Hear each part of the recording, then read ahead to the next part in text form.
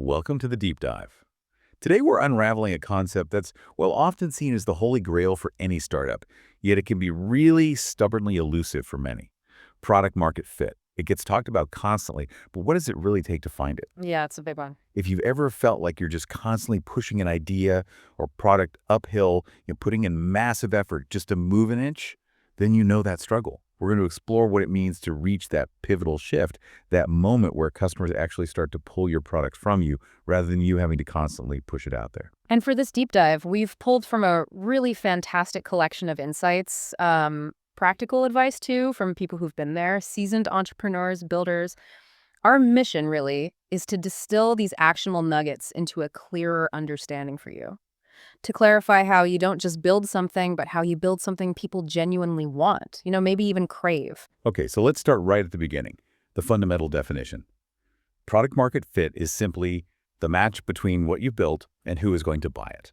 Sounds straightforward enough, but actually experiencing that fit, Yeah. well, that's a total game changer, isn't it? Whoa, absolutely. As one founder put it so vividly, if you don't have it, it feels like you're pushing a boulder uphill, just constant effort, constant resistance. But if you do have it, suddenly you feel like you're chasing that same boulder downhill. That profound shift, that feeling changing from resistance to genuine customer pull. That's the clearest sign. It's undeniable. And this pull isn't just some abstract idea, right? Yeah. It shows up in real ways. We heard about this company, Alma, that really felt it when potential customers got very excited about the demos, Mm-hmm. and they'd immediately ask about the cost, how long it would take to launch. Yeah, that immediate urgency, that desire to get started now, that's the feeling you're aiming for. It's palpable. So while that feeling is maybe a bit elusive, you're saying product market fit can actually be gauged, measured somehow. It absolutely can, though it looks different depending on the product. For enterprise software, for instance, it's often about finding a repeatable motion. That means users genuinely want the thing you've built and they're willing to pay for it. It's not them just paying you to custom build something else entirely for them. Ah, okay. So it's different from what some people call founder magic in sales. Exactly. Founder magic is where those early deals happen because of, the founder's personal relationships or maybe just sheer force of will. And look, that might land you your first few customers, which is great, but it's not scalable. It's not repeatable. That's not PMF. Gotcha. And what about for consumer products? What are the signs there? For consumer stuff, you're often looking for things like low customer acquisition costs, maybe some kind of viral loop, enthusiastic adoption, people telling their friends without you even asking. But, and this is a big but, you have to be careful. We saw this cautionary tale, remember? A recruitment platform that seemed to go viral. Oh, yeah. They had something like 33 million DAUs, daily active users, Yeah. and raised $49 million of funding. Looked amazing on paper. Totally. Looked like they hit the jackpot. Only Well, they found they were losing users just about as fast as they gained them. hmm. It just highlights the real danger of focusing on the wrong numbers. Vanity metrics, right? Precisely. That failure really shows the seductive danger of vanity metrics. These are the surface level things like downloads or those daily active users. They can look fantastic on a slide deck, make you feel good, but they don't tell you if your product is actually sticky, if it's truly valuable to people long term. So what should you focus on instead? You need to focus on what are sometimes called clarity metrics. These are the operational gears, the things that truly drive growth and show engagement. Things like maybe how many minutes a day someone actively uses your product, or the time it takes for a customer to actually receive the service or value you promise. Confusing vanity and clarity, well, that can be a recipe for disaster. Okay, so it sounds like product market fit isn't some finish line you cross and then you're done. It's more ongoing. Absolutely. That's a key point. It isn't a one-time achievement you just tick off a list. It's really an ongoing journey, and it's rooted in iterative improvements. But what often gets missed is that the most impactful iterations, they aren't always these grand, sweeping overhauls. Often they're tiny, almost invisible changes. So how do you manage that? You need a mindset to ship fast, even if it's messy sometimes, get that immediate feedback, and then iterate almost overnight. There's actually a beautiful simplicity in that approach when it works well. No PRDs, no endless planning meetings, no bureaucracy slowing things down. Just build, measure, learn, repeat. Like that Duolingo example. Huge company now, 200 million users. Mm-hmm. But they're constantly A/B testing tiny things. I remember reading they swapped a big discard my progress button for just a subtle later button. Seems minor, right? Exactly. But they understood that every single interaction, even the seemingly minor ones, yields valuable data. They learned that making it easier to pause instead of quit kept users engaged longer. So that commitment to iteration means essentially nothing is ever finished. Hmm. There's just always a new version to test and learn from. That's the mindset. The ability to just keep iterating until something clicks, until it works. It's genuinely underrated, and often the most meaningful product changes will come from a deep intuition and empathy for the user, which you build through that constant cycle of feedback and testing. That deep intuition. That brings us nicely to really understanding user needs. You mentioned empathy. How does the jobs to be done framework fit into achieving PMF? Jobs to be done, JTB do. It's a really powerful framework. It means realizing that customers are essentially hiring your product to do a specific job for them. They're trying to achieve a particular task or often fulfill some underlying human need. They're not just buying a list of features. Okay, can you give an example? Sure. Think about Alma again, the mental health platform. They didn't just build software features like scheduling or billing. They understood providers felt isolated. So they solved the loneliness problem by creating a community alongside the technology to manage clients.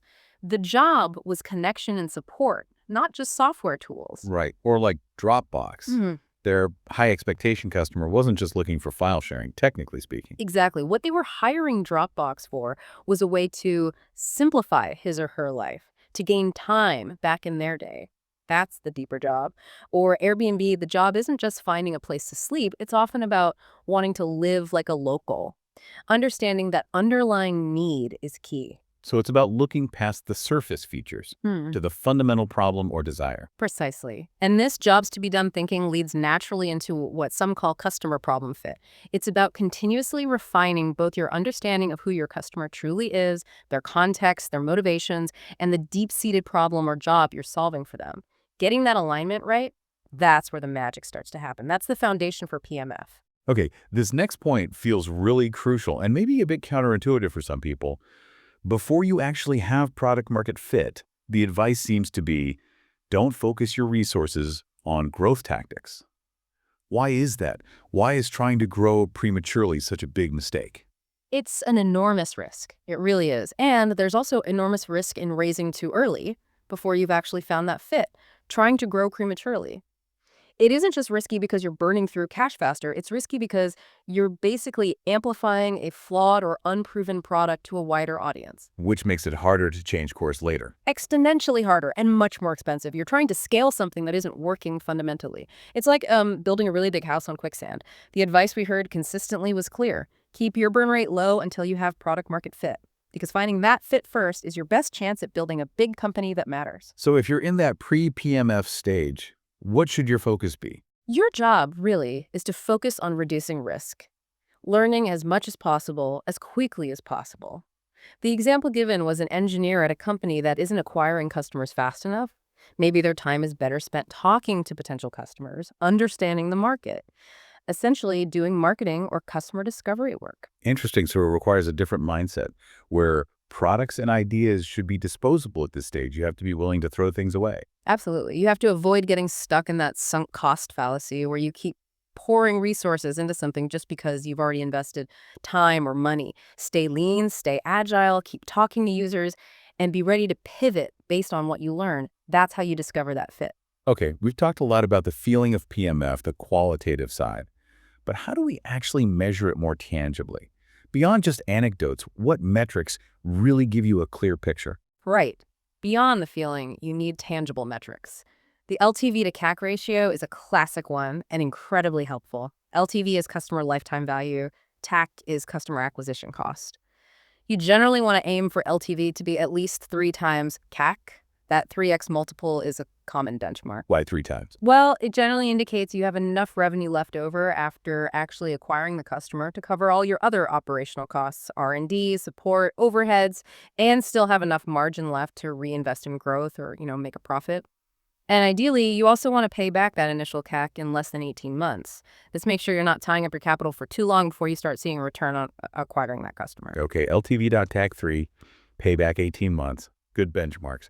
But it's not just about those high-level numbers either, is it? You need to get more granular. Exactly. You need to dig deeper. For example, granularly measure short-term retention by user cohort. Look at users who signed up in week 1 versus week 2 versus week 3. Track them from day 1 through day 30.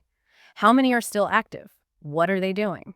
This helps you understand actual engagement, spot trends, and see what differentiates your best users, the ones who stick around from those who churn out quickly. Then there was another metric mentioned, a survey-based one. Yes, the Sean Ellis test, it's sometimes called.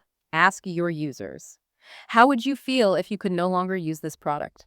If at least 40% say they would be very disappointed, that's considered a strong indicator that you've built something people genuinely rely on. You might have solid product market fit. 40%. Very disappointed. That's a clear benchmark. And what about the types of data you should be looking at? Yeah. The most meaningful picture usually comes from combining two types of data: operational data and event data. Think of operational data as your high-level business metrics. Oh. Total sales, overall user numbers, maybe broad churn rates, your dashboard stuff. Okay. And event data. Event data captures the specific, granular actions users take within your product. Every click, every scroll, which features they use, how long they spend on a particular page. All those micro interactions. If you only look at the operational data, you see what happened, but not really why. If you only look at event data, you see why on a micro level, but might miss the big picture. You need both. To understand the why behind the what's. Makes sense. Exactly.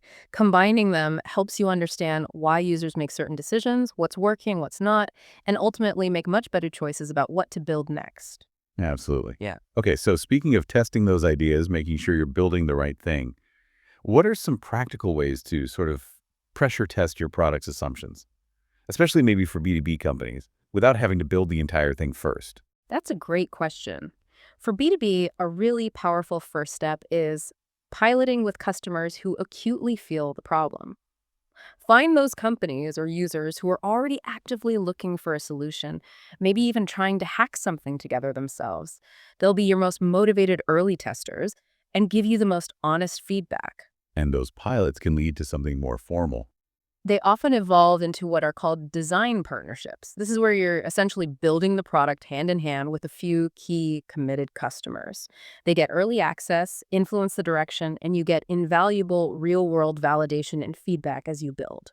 That sounds like a really smart way to de-risk development. It really is. And beyond that, another interesting tactic we saw mentioned was hiring fractional executives, like a fractional CRO chief revenue officer or a fractional CPO chief product officer. Fractional meaning part-time. Yeah, exactly. These are experienced leaders who work with you maybe a day or two a week. They bring their strategic expertise to help you rigorously test product assumptions to close your next handful of customers, or to add rigor to the product discovery process. It's a way to get senior-level strategic thinking without the full-time cost, especially early on. That's a clever approach.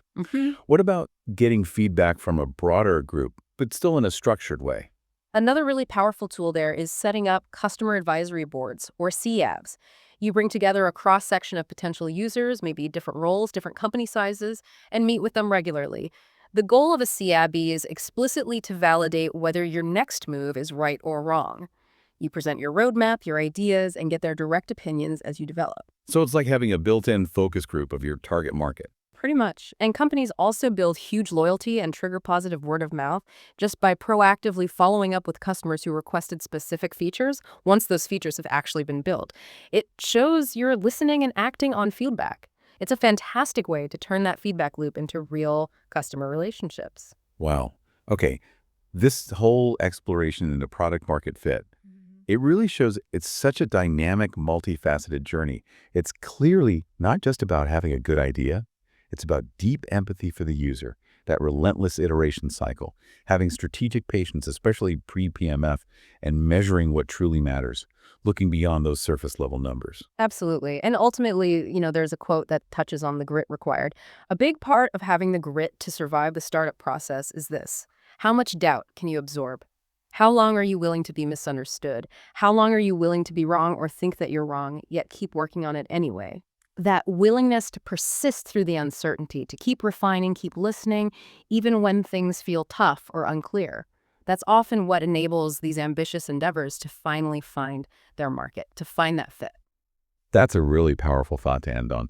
Something for you to consider as you think about your own journey, whether you're building a product, a service, or even, developing a new skill. Are you currently stuck pushing that boulder uphill?